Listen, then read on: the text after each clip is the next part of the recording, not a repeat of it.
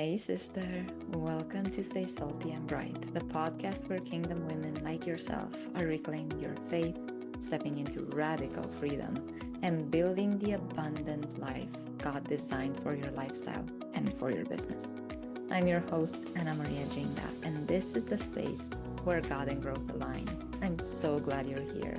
Let's stay salty and bright together. Hello, my darlings.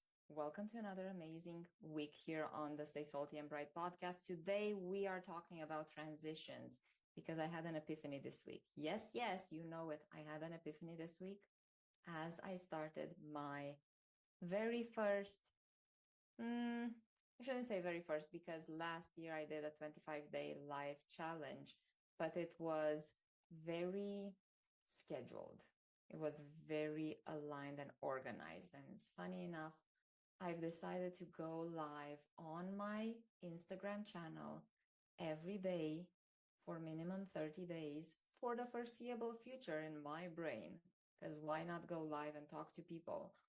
And today, the plan was we're just going live and recording the podcast while we're going live, talking about transitions, talking about what is the beauty of sitting in front of a camera and walking people through building your whole experience in front of everyone. I am very new at building a brand, and I want to talk to you guys on the podcast today about how to build a transition from an anchored place, how to build a transition from a place that is sustainable to you and also from a place that is sustainable for your environment as well. Because a lot of my listeners, I know, we have a lot of moms here building big brands and big visions in front of their kids. I see you, I know you, I am you. So I get it.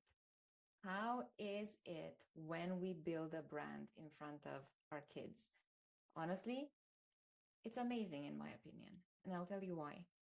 When I see Patrick seeing me build something from scratch, I know that I'm speaking excitement and life into him because it's really cool seeing mom doing all of these things.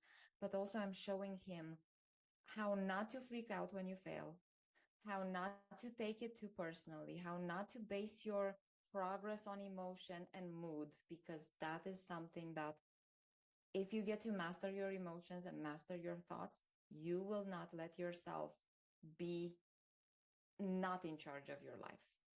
Because the biggest secret that we have as entrepreneurs, as Christian entrepreneurs, is we get to have a sound mind, and the thing that we have direct control over is ourselves. When we get to anchor that self-control fully in, we're not only locked in, we're also very, very in charge of ourselves. And that's a gift to a female entrepreneur. When we are fully in charge of ourselves, from moving away from the world that has taught us so often and so much how to be obedient to the world, how to live off of everyone else's expectations, how to be peaceful and have manners and not bother anyone else's peace. When we become fully in charge of our own self-control and fully in charge of ourselves, we break free from the expectations. We break free from everything and anything that has been on our shoulders for far too long. We break the chain of people pleasing. So let me talk to you about the transition from being in a job into owning my own business and building a brand fully online in front of everyone, because that, my darling, is the biggest gift you can ever give yourself. And I gave that to myself. Is it scary? Of course it is. Is it crazy? Honestly, I have days when I'm like, what am I even doing? There are days, and I can tell you for a fact, there are days when I go on Indeed.com and be like, okay, we're just getting a job and that's that. But then I find myself in the middle of scrolling and I stop myself. I'm like, Anna, what are you doing? Why ever would you want to go get a job when you can create jobs for others? Why ever would you go back when God has opened a whole new path for you? Why ever would you not say yes to the big dream when you know yourself that it's the biggest vision that you could have ever held in your awareness and in your presence, and know that God placed it on your shoulders because He knows that He can work it into this reality through you? So when we're thinking of that, let me walk you through a transition. December 2025, I said goodbye to a very comfortable job as a big label brand. You guys know who I'm talking about. I'm not going to go into details in this episode. But when I said goodbye to that, I had two things going on. One, I said, I can coach anyone, anywhere, on anything without batting an eye. You can come to me. You can tell me all of your problems, all of your stresses, all of your concerns, and I will simplify your way out of it. That's who I am. That's what I do. Second, I was completely terrified of saying goodbye to the job that I manifested 3 years ago, almost 4 years ago now, that I manifested into my reality. The yes to the position only that people only dream of. Little Anna from Romania was in Canada and said yes to going for her big job dream and made it happen. And I was in it and I got comfortable in it. And I realized the more comfortable I am in it, the more I need to leave. And when that landed for me, I can tell you, it was the heaviest, hardest thing that I've ever put myself through, to say goodbye to a dream job that I personally thought I would retire from. I thought, this is the place, we're retiring from this. This is magnificent, the community, the trainings, the impact, everything. And I said goodbye to it. December 26th of 2025. Said goodbye to it, and I said, okay, God has placed this vision for me full time. That's my only thing. I'm going all in. I'm making it happen. And I went fully in, hands on, everything into my own business. Becoming Abundant has had the seed planted all the way back in 2024. 2023, I'm like, when did I get baptized? Yes, 2023, April of 2023, I had the name come to me after being cradle healing and working in new age stuff and all of that. For the longest time, I knew I had to step back from all of that and start brand new. I started Becoming Abundant, but I started it with a backup job. The job was already there. The thing, the comfort, the safety net was already there. So when God said, you need to awaken 1,000,000 kingdom women to their potential, you cannot do it as a side hustle. It has to be fully in. It has to be your only focus. It has to be your biggest bonfire energy inside of you. And for a year, I am not joking, for a whole year, I tried to go fully in on the business and fully in on the job, and I almost burned myself out. Because when you don't hear the calling, you're going to say yes to everything because you think you have to be on both sides, walking the fence, balancing on the fence. But the problem is, when we balance on the fence belongs to the other side. So I had to say no. I had to say goodbye. And I had to say yes to the thing that lit the fire inside of me, but also terrified me enormously. Because not only did I have to learn how to not have a job, a stable, comfortable job, I also needed to unlearn how to do a job and to completely learn how to do a business. Now, mind you, I have helped my husband build his business to where he's at right now. I have helped clients, many hundreds of clients, build their own businesses. So I know the strategy behind it. I've implemented strategy behind it. But, and this is something I teach all of my women entrepreneurs that work with me,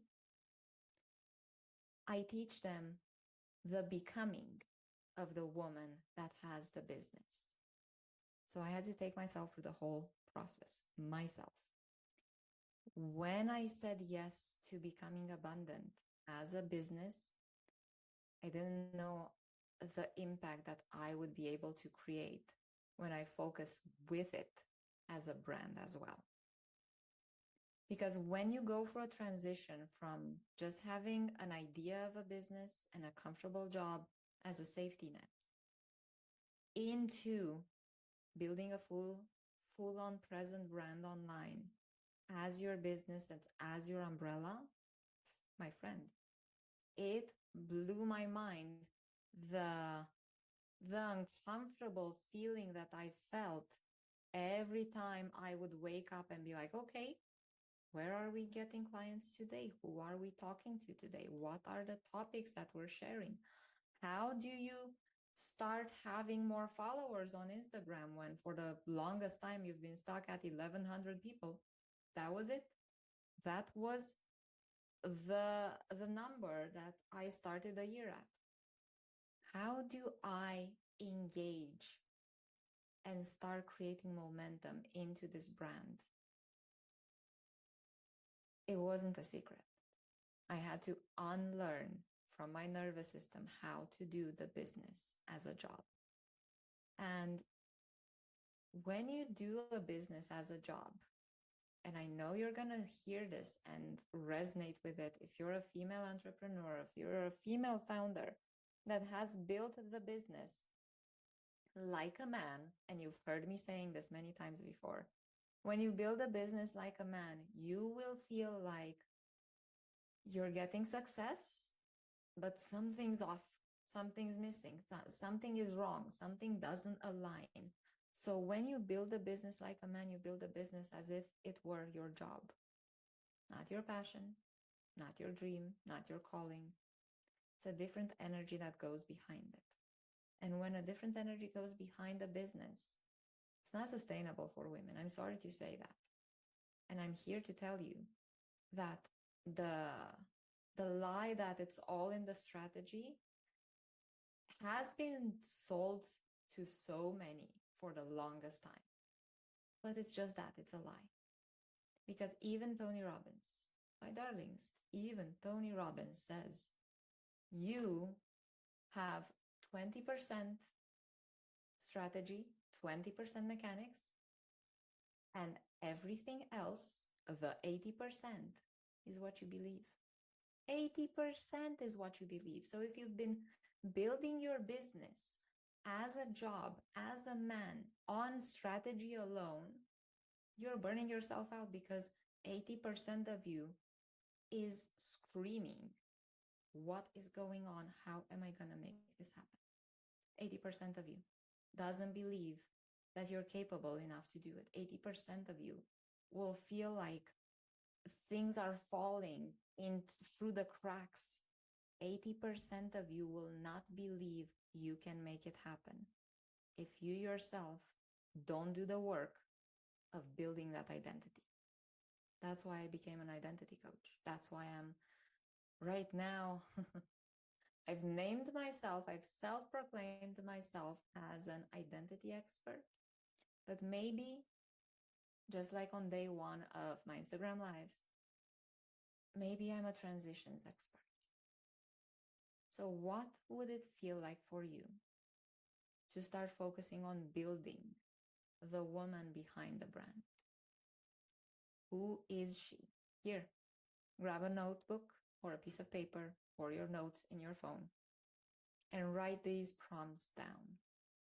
Who is the woman that has the successful business? What are her hobbies? What are her habits? What are some of her non-negotiables? What is a day in the life of this woman look like? What does this woman speak to herself? And then the most important and the most overlooked question: who does this woman have in her network? Because when you're building a brand, you're not building it yourself, and you're not building it for yourself. So the thing that I also had to learn after 4.5 months, so I started January. I was back in Calgary because we were in Florida in January.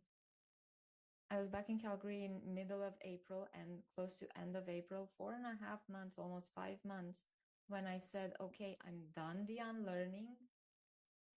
Who do I get to become now as I open myself up to being the business owner, the becoming abundant woman, the woman behind the brand? Who do I get to become? And I can tell you for a fact, in the first 3-4 weeks, my wardrobe changed, the way I put makeup on changed, the way I eat changed, the way I train my body changed, the way I speak to myself changed. But with all of those, because we are Christian women here, and you'll know what I mean about building something God's way, when I started inviting more of the identity that can hold all of this and become the woman behind the brand, the spiritual warfare came, sister.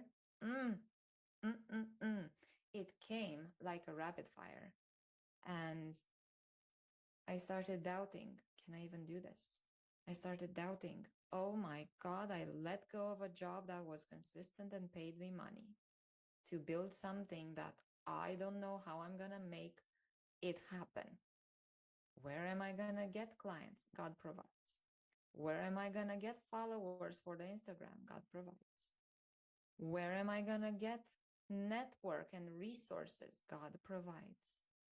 I can tell you for a fact, every time I doubted, I put a brake on God's provision. The second, and I speak this into you right now, into your ears and into your heart and into your mind. The second I paused the doubt, God's provision showed up. The second I said, hey, Anna, you're doubting again. Why are we fearing this? God can work a miracle right now. And he did. Because the thing that we forget as Christian entrepreneurs is we believe we need to control everything, when in fact, the actions behind the faith are only to create space for the miracle, not to perform the miracle. Let me say that again. The actions behind the faith are to create space for the miracle that God provides, not for us to create the miracle. And that in itself is the biggest blessing, that when you let it fully land with you, it's going to change everything in your business, because it changed for me. I am truly grateful for the anger and the sadness and the fears that I've had so far building this brand in front of everyone, because they have taught me where I've been leaving cracked doors open for the enemy to spew lies into my head. So, this is me telling you, when you're in the middle of a transition, allow yourself to fail so that you can learn the lesson. Don't hold on to not fail, because you're never going to land better than when you finally learn the lesson. You're going to land on your feet, you're going to hit the ground running, and you're going to make it happen, because you're not making it alone. You're making it with God. And that's the best business partner you could ever ask for. So, my loves, I'll catch you in the next one. Thank you so much for tuning in today. Make sure you subscribe if you haven't already. Just saying, this is a great place to be. And until next week, my loves, remember, we here only stay salty and bright. I'll catch you in the next one. Bye.